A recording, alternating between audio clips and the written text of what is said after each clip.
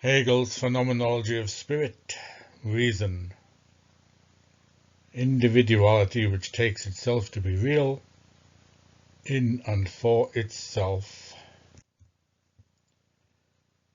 Self-consciousness has now grasped the notion of itself, which to begin with was only our notion of it, namely that in its certainty of itself, it is all reality, and end and essence are for it henceforth the spontaneous interfusion of the universal, of gifts and capacities, and the individuality.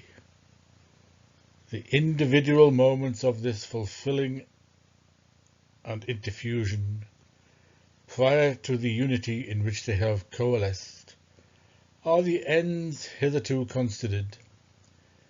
These have vanished, being abstractions and chimeras belonging to those first shallow shapes of spiritual self-consciousness, and having their truth only in the imaginary being of the heart, in imagination and rhetoric, not in reason.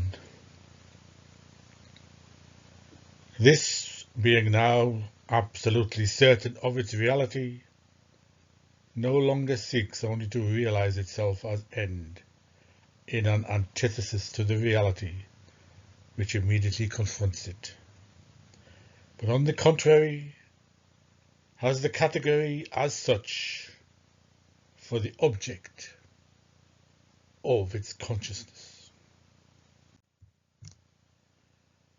In other words, self-consciousness, determined as being for itself, or as the negative self-consciousness in which reason at first made its appearance, is set aside.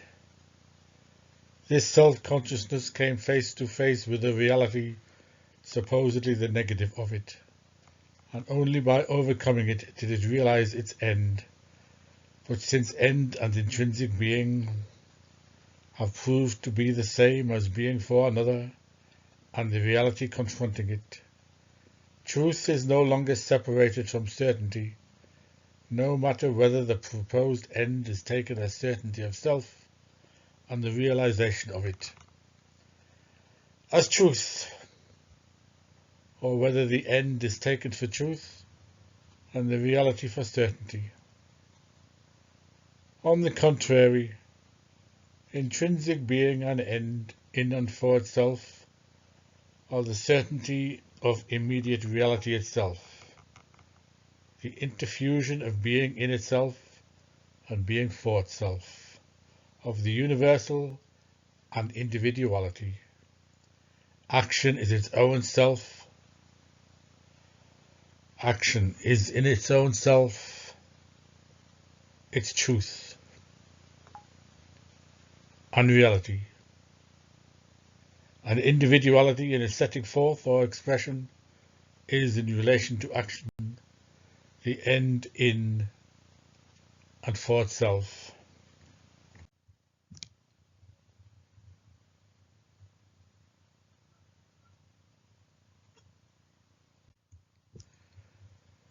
With this notion of itself, therefore,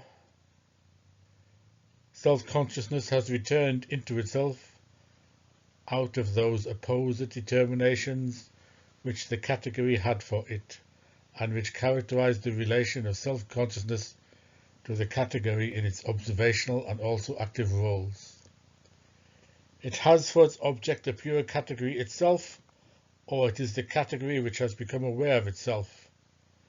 Its account with its previous shapes is thereby closed. They lie forgotten behind it, and no longer confront it as a world given to it, but are developed solely within itself as transparent moments. Yet they still fall apart within its consciousness as a movement of distinct moments. A movement which has not yet brought them together, into their substantial unity. But in all these moments of self-consciousness, holds fast to the simple unity of objective being and the self, a unity which is its genus. In so doing, consciousness has cast away all opposition and every condition affecting its action. It starts afresh from itself and is occupied not with another, but with itself. Since individuality is its own self-actuality, the material of its efforts and the aim of action lie in the action itself.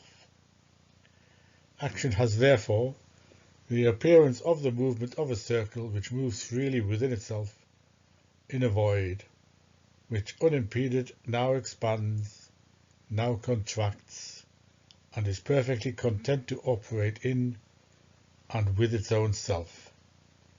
The element in which individuality sets forth its shape has the significance solely of putting on the shape of individuality.